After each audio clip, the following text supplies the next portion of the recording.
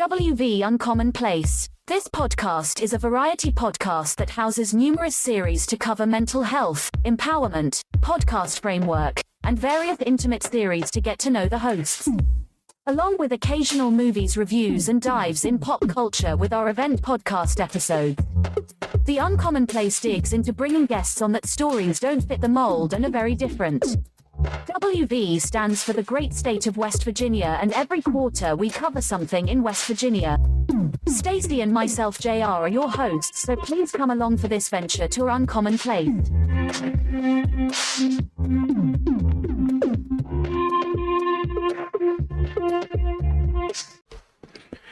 Welcome to West Virginia Uncommon Place. I'm JR, your host, and we're going to do a special show about Song of the South.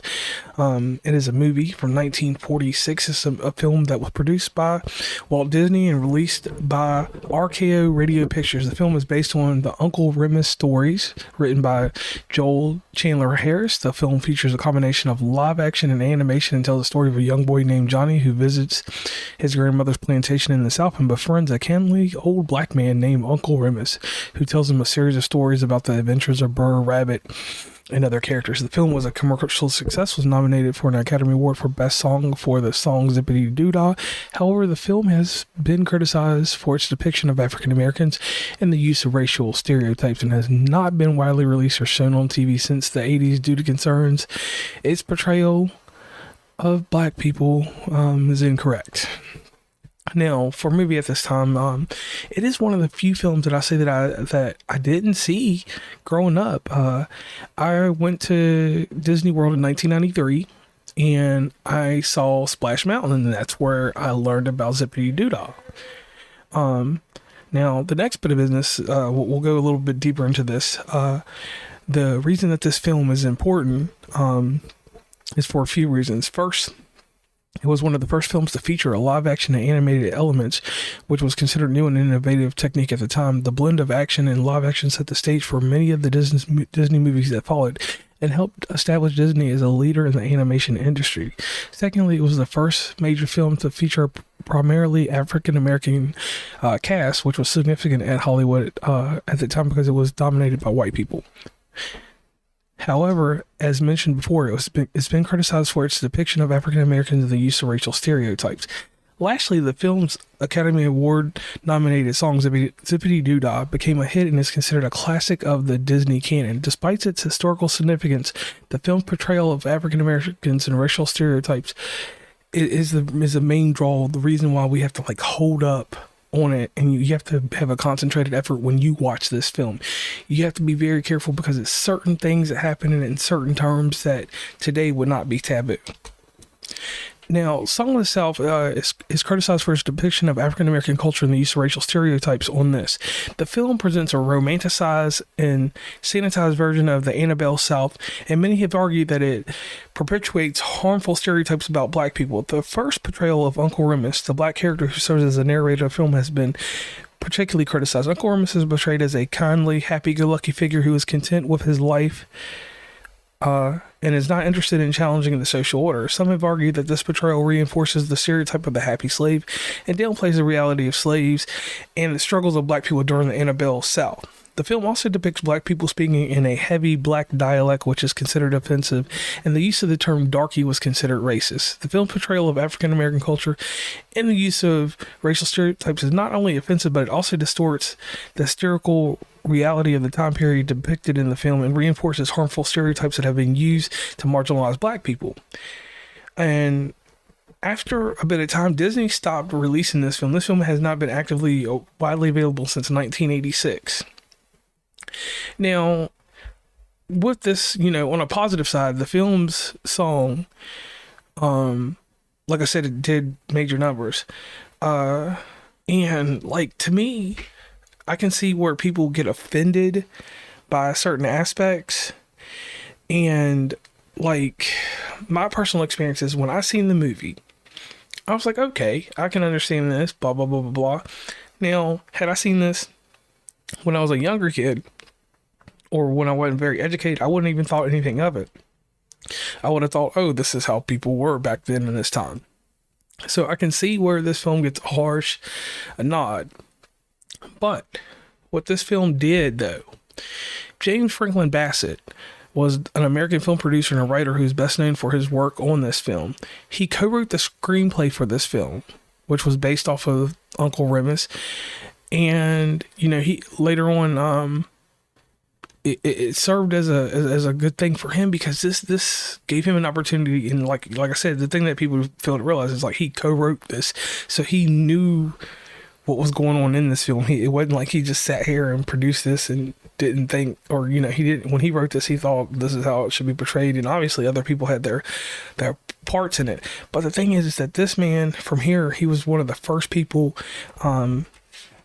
he got an honorary Academy Award. He's a first black performer to receive an Oscar. So for the history's sake of acting, you know, he was brilliant here.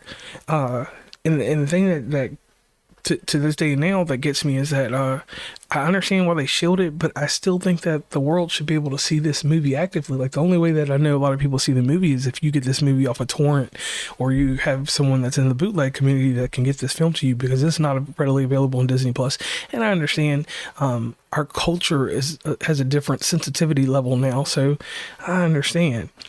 But to pay homage just for Black History Month, James Franklin Bassett, Song of the South, to me, is a modern classic that should be seen by all. And if you understand African American history and our culture from the time before that till now, you can kind of pick apart certain things that don't sit right. And the stereotypes in the dialect, the talking a little bit like this and a little different like that. Those type of things, yeah, those things are stereotypes that should not have taken place then. But once again, inside this film, Bassett co-wrote the screenplay, so he had a deciding factor on how this film was going to play out. The narration of the film is him, so he used his acting prowess and he decided what he thought would be great for the time. With the animation and the live action portions of it, he was a trendsetter. He had set the mark for so many other films, and if he didn't get out there and act and do what he needed to do in this film and produce this film and do more, be more than what we were at the time, this film these actors and actresses that are African American now would not have the ground to stand on, wouldn't be out here being able to do what they do without this classic. Now, on the other hand, Disney, on the other hand, at some point they should pay some type of homage in some way and fix this issue. That's the only thing that I will say about this. So for anybody that has any issues or anything, please feel free. Let me know if you think that there's a different manner in which we should have done this, or we should have handled this, and I definitely will sit back and take that into consideration. But as part of American cinema, this film needs to be encouraged on everyone to see at some point. Its representation of African American culture in certain parts are not true. And I do thank Disney for not putting it out in today's society, because today's society would not be able to come to grips with some of the ideas and ideology inside this. But in the same sense, I'll leave it at this. Song of the South, 1946 American film that set a trend. Animation wouldn't be where it is today. Live action stuff wouldn't be where it is today. And imagine, like, you wouldn't have the Roger Rabbits of today or anything that's dominated by CG animation. So your Terminators and all your other stuff, everything has a tie to this movie. So as a movie buff, a movie historian, check this movie out for yourself and see if you like it, and let us know with some feedback.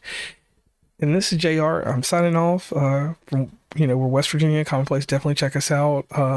Like the outro says, it'll tell you everywhere to meet and greet us on the internet. And I hope this episode was enjoyable, and I thank you very much for listening. Please follow WV Uncommonplace on Instagram, Tumblr, Twitter, TikTok, where we have some great content, Facebook, LinkedIn. Hit up the merch store at oncommonplace.square.site. Join the email list from the website and rate, subscribe, and give feedback from your favorite podcatcher. And lastly, thanks for listening and tune into the next episode.